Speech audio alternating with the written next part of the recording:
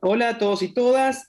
Bueno, estamos en este programa de Sintonía Educar, intentando aportar nuevamente a la construcción de memoria en torno a lo que fue la última dictadura cívico-militar. Particularmente, estamos tratando de ocuparnos de lo que sucedía con la comunidad científica por aquellos años, y en particular con los estudiantes de la carrera de Exactas, de la Facultad precisamente de Ciencias Exactas y Naturales de la Universidad de Buenos Aires.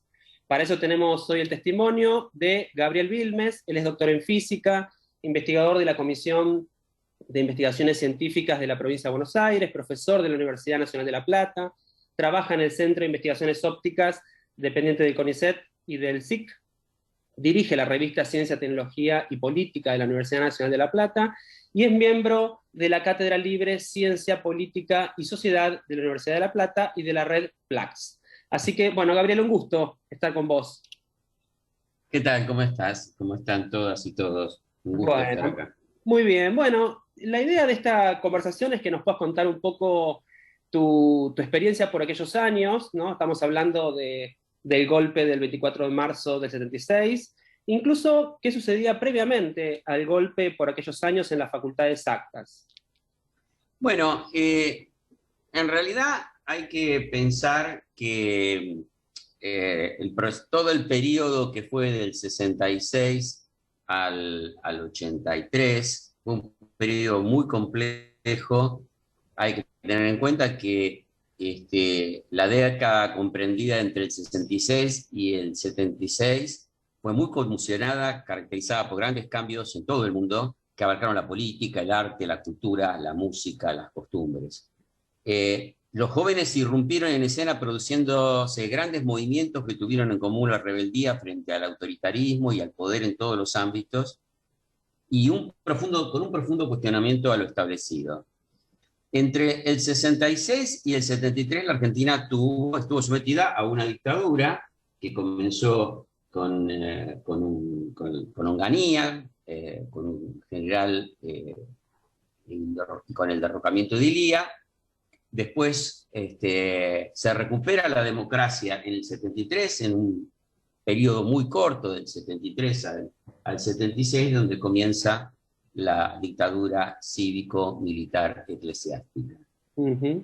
Eh, en ese periodo hay que tener en cuenta que una de las características de esas dictaduras, la más violenta claramente fue la del 76, pero esto era anterior. La violencia era un aspecto que estaba implícito, y sobre todo su impacto en el sistema educativo.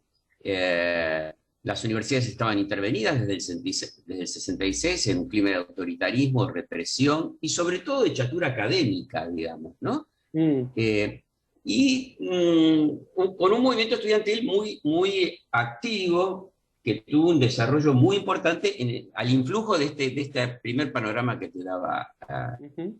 Yendo más específicamente al área de exactas, la Facultad de Ciencias Exactas funcionaba desde el año 1969 bajo la intervención de un personaje, geólogo, el doctor Raúl Sardini, un geólogo simpatizante del nazismo, que tenía un cartel en su despacho que decía: las cabezas duras suenan más fuertes.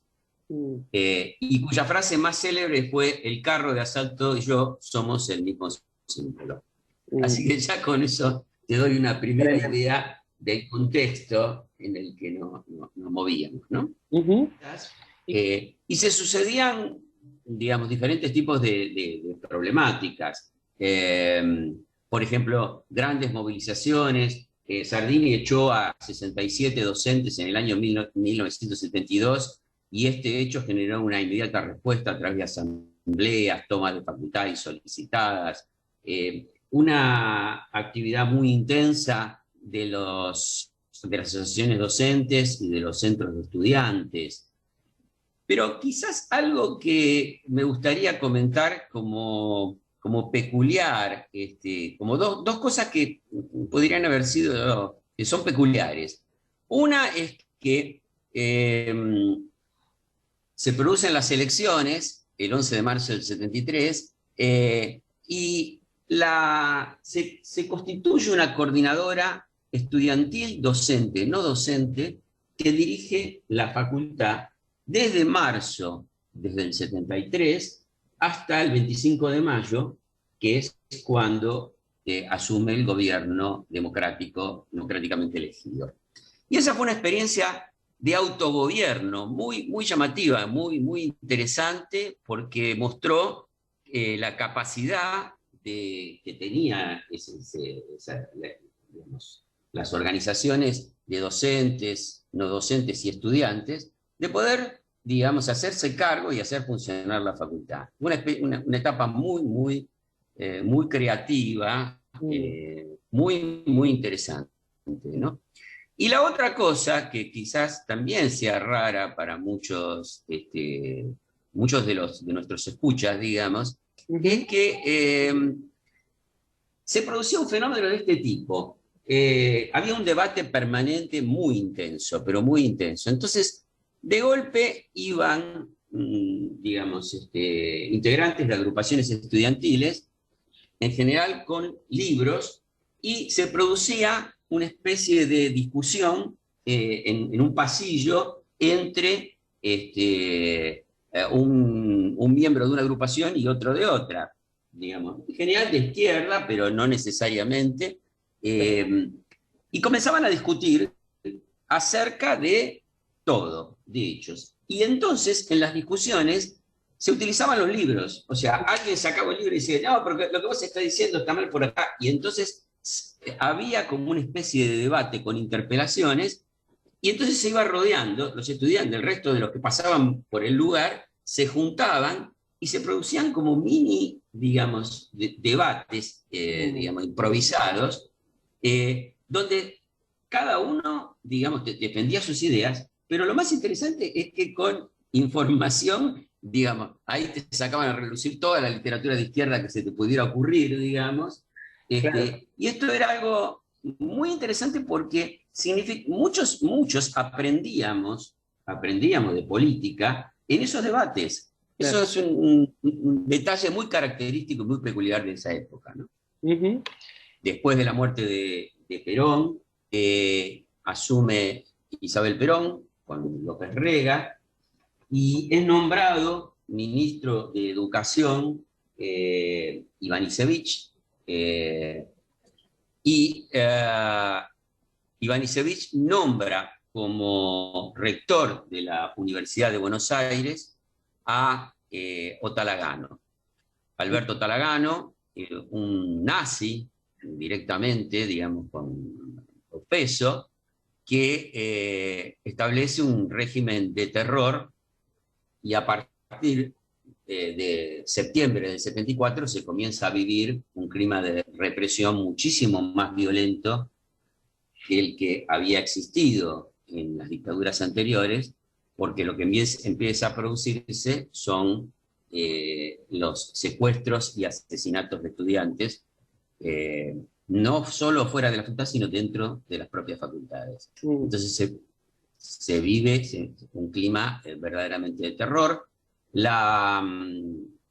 Se llamó la misión Ivanišević, y una de las características, para que se den una idea, en Exactas, o sea, Otalagano asume, como les decía, el rectorado. En Exactas es nombrado de nuevo este personaje, Raúl Sardini, como decano, y la primer tarea que hace es convocar al que era decano de la Facultad de Filosofía y Letras, un cura que se llamaba se llamaba Sánchez Abelenda, para que exorcizara, perdón, las aulas de la facultad.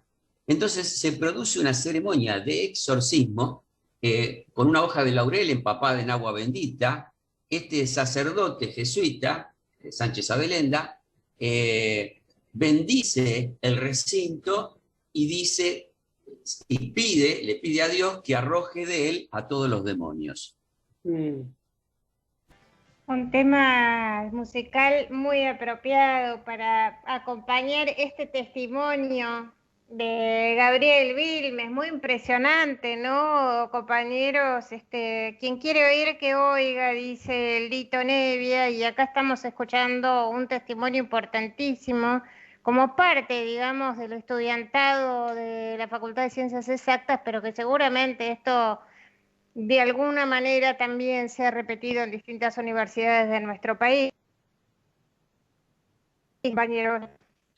Sí, la verdad que impresionante el testimonio de Gabriel. Pensemos que todo esto era incluso previo al 76, todo lo que él estuvo contando.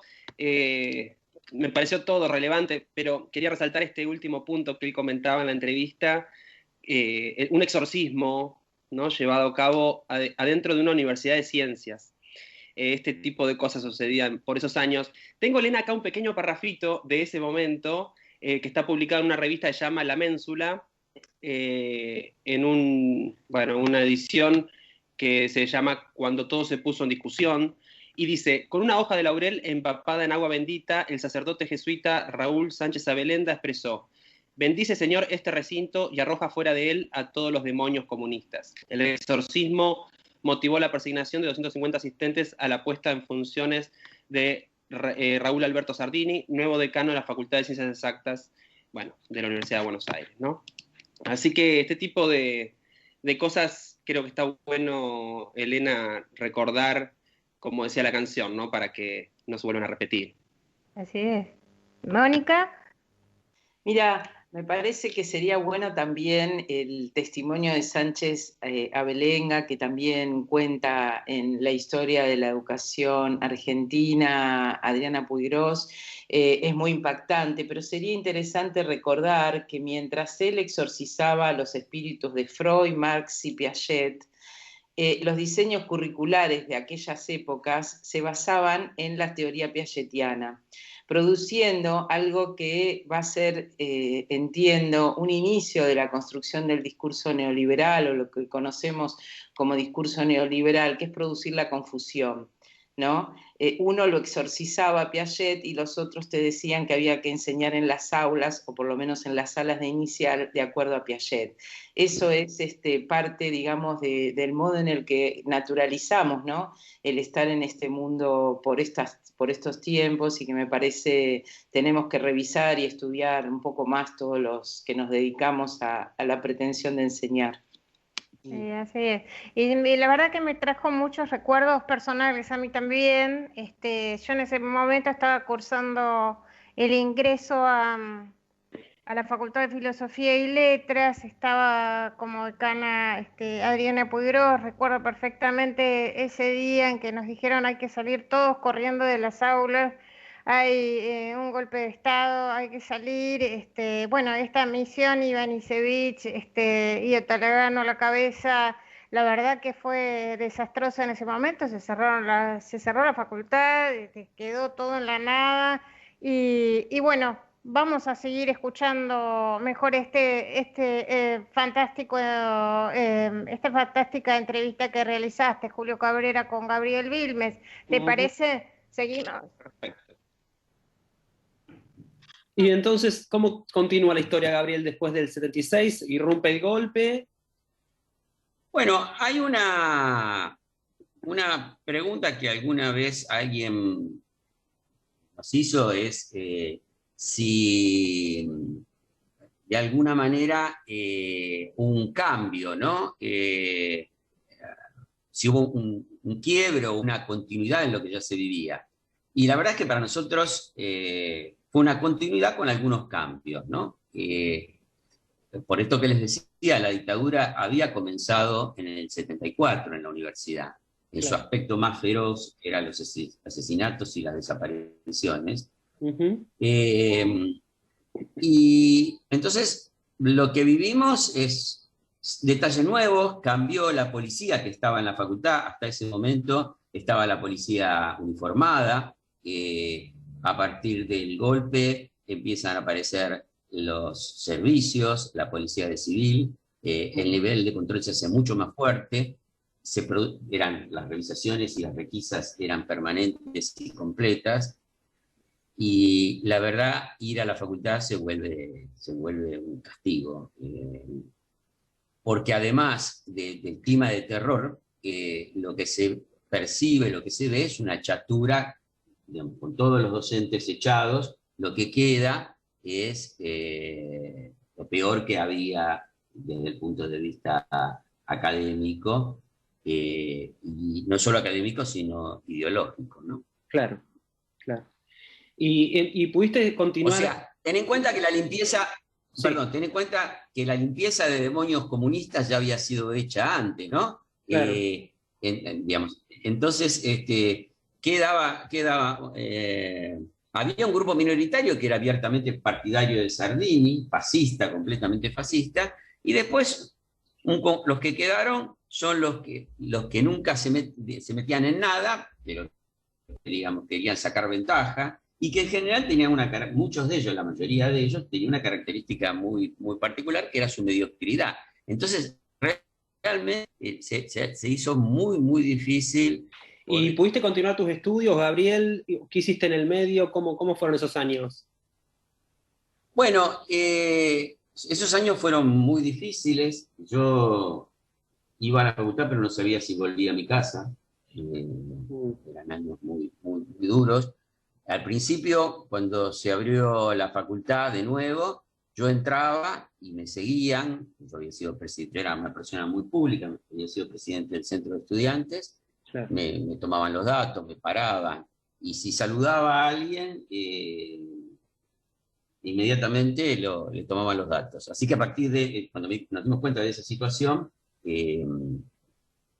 yo dejé de saludar a todo el mundo, o si saludaba a algún enemigo si aparecía, no era el caso. Claro. Pero dejé de militar, se acordó que ante esa situación, por un problema de salud, yo dejé de militar en la facultad y para militar con los organismos de derechos humanos.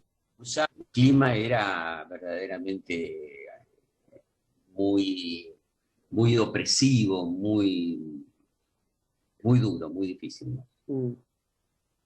Y en ese momento, Gabriel, empezaste a trabajar Sí. Sí, yo tuve la suerte, yo siempre digo, tuve la suerte en ese momento, digamos, justo en ese momento, en el año 75, en forma un poco extraña, digamos, porque fue a través de un pedido, digamos, una nota convocando a estudiantes de física que salió en un diario que se llamaba La Opinión en esa época, que decía, se busca estudiantes de física para enseñanza de ciencias a nivel primario. Me contacté con una de las experiencias más maravillosas que me tocó vivir y que creo que hubo en la Argentina, que es participar del primer taller de ciencias para chicas y chicos que hubo a partir del año 75. En el año 75, un grupo de profesionales provenientes del campo de la investigación científica y de la educación, que habían sido alejados violenta y arbitrariamente de sus lugares de trabajo, de sus facultades, en particular exactas algunos, pero otros de la Facultad de Ciencia de la Educación, y crearon un espacio para ofrecer a chicos y jóvenes la posibilidad de aprender ciencias haciendo ciencias, ¿no? Como Eureka. Y se iría convirtiendo en un ámbito de estudio e investigación en la enseñanza de las ciencias naturales, que después dio, digamos, muchas de las personas que hoy son muy reconocidas en ese campo, ¿no? Y bueno, yo comencé trabajando a mediados del 75 y hasta el 78 en la escuela número 1 del Distrito Escolar 1, de la Escuela Castelli, de la capital federal, que la cooperativa había organizado un laboratorio de ciencias para chicos. Así que yo coordinaba ese laboratorio, trabajé esos primeros en la escuela, y después me hice cargo del área de física del taller de ciencias Eureka, donde la verdad es que era como entrar a otro mundo, ¿no? O sea, poder ir a Eureka era abrir la puerta a otra dimensión, una dimensión de creatividad, de aprendizaje, fantástica que obviamente no tenía en la facultad. Así que ese contraste todavía agudizó más castigo que era ir a la facultad, digamos, ¿no? Pero bueno, también me ayudó a recibirme, digamos, a no abandonar, porque el placer ya, no solo de la enseñanza, sino yo participaba, hacíamos experimentos, realmente aprendí muchísima física, digamos, tratando de enseñarle a los chicos, digamos, ¿no? Porque eran cosas muy, digamos, desarrollábamos actividades de, con una orientación y un sentido de aprendizaje constructivo, con lo que eran las tendencias más de moda a nivel internacional, y pude conocer, digamos, los trabajos de Piaget, un conjunto de gente, y me pude formar en lo que después me permitió desarrollar una actividad docente con una mirada, digamos, mucho más formada, que por supuesto, digamos, no tenía que ver con la que yo había recibido en la facultad, digamos. Claro, claro. Taller Eureka, que en ese momento estaba coordinado por Hilda Weisman, ¿verdad? Beatriz Goldstein y Alfredo D'Alessio. Efectivamente, sí. Hilda Weisman y Beatriz Goldstein fueron las directoras, fundadoras de ese equipo, pero también estaba Alfredo D'Alessio, que fue docente en la Facultad de Ciencias Exactas, y que yo conocía de la facultad, y después nos incorporamos a trabajar en ese proyecto a partir del año del 77, además de lo que yo te conté, Sí. Laura Fumagalli, Sara Vilmes, y después, digamos, otra gente más que se integró a esa experiencia, digamos, ¿no? Y yo seguí trabajando hasta que me recibí. En el año 81, Eureka se divide, quedando a cargo de Beatriz Golden, e Hilda Weisman crea el taller de ciencias Galileo Galilei y el grupo Galileo Galilei para la renovación de la enseñanza de las ciencias, que organizamos ese año el primer encuentro nacional de maestros de ciencias, y yo seguí trabajando, ya me había mudado a La Plata, para hacer, digamos, mi trabajo final, mi trabajo de licenciatura, digamos, en investigación, en el instituto en el que todavía estoy, en el Centro de Investigaciones Ópticas, y hasta que me recibí, seguí trabajando junto con Hilda en Galileo Galilei. Bárbaro, Gabriel, te agradecemos muchísimo. Bueno, te agradezco a vos y a la radio, y un saludo para todas y todos. Bueno, Hasta la próxima. Un abrazo. Interesantísima esta charla que mantuviste, Julio, y la verdad que a uno le trae muchos recuerdos y además mucha gente conocida, ¿no es cierto? De lo que inclusive estuvieron muchos de ellos en el programa, ¿no es cierto, Julio? Sí, Hilda, que la tuvimos creo que hace 2 años en el piso de Sintonía, y estuvimos conversando un poco sobre la enseñanza de las ciencias. La verdad que pensaba eso, ¿no? Cómo ese contexto tan opresivo y demás, de alguna manera derivó o generó como algunas condiciones para que sucedan este otro tipo de experiencias, como el taller Eureka, por ejemplo, comentaba Gabriel, que nucleó a investigadores, ya sea del ámbito de las ciencias naturales, como era el caso de él, y de un montón de otros estudiantes de exactas de esos años, donde estudiar era de alguna manera como un castigo, como mencionaba Gabriel, porque el clima que se respiraba era un clima bastante así como desagradable, digamos, ¿no? Y por otro lado, también gente que venía del ámbito de las ciencias de la educación, como Hilda, por ejemplo, y esa experiencia de talleres privados de ciencias para chicos y chicas, donde también se exploraban enfoques que en ese momento eran parte, digamos, de proyectos de enseñanza de las ciencias también a nivel incluso internacional, ¿no? Unos movimientos de renovación de la enseñanza de las ciencias naturales, y y bueno, sucedió esto, digamos, ¿no? Gente que especialista de estas áreas haciendo actividades, experimentos y demás con chicos en estos talleres, que fue una experiencia muy, muy rica y donde participó, como decía Gabriel, muchos compañeros, compañeras que después incluso ya en democracia pasan a trabajar también, ya sea en la Municipalidad de la Ciudad de Buenos Aires o a nivel nacional, escribiendo materiales o diseños curriculares. Así que me pareció que estaba interesante también estas cosas que sucedieron, que fueron refugios en un momento donde quizás la facultad se había vuelto como un lugar complicado, digamos, ¿no? Así que me parece súper valioso el testimonio de Gabriel, Elena, Mónica. ¿Cómo lo ven ustedes?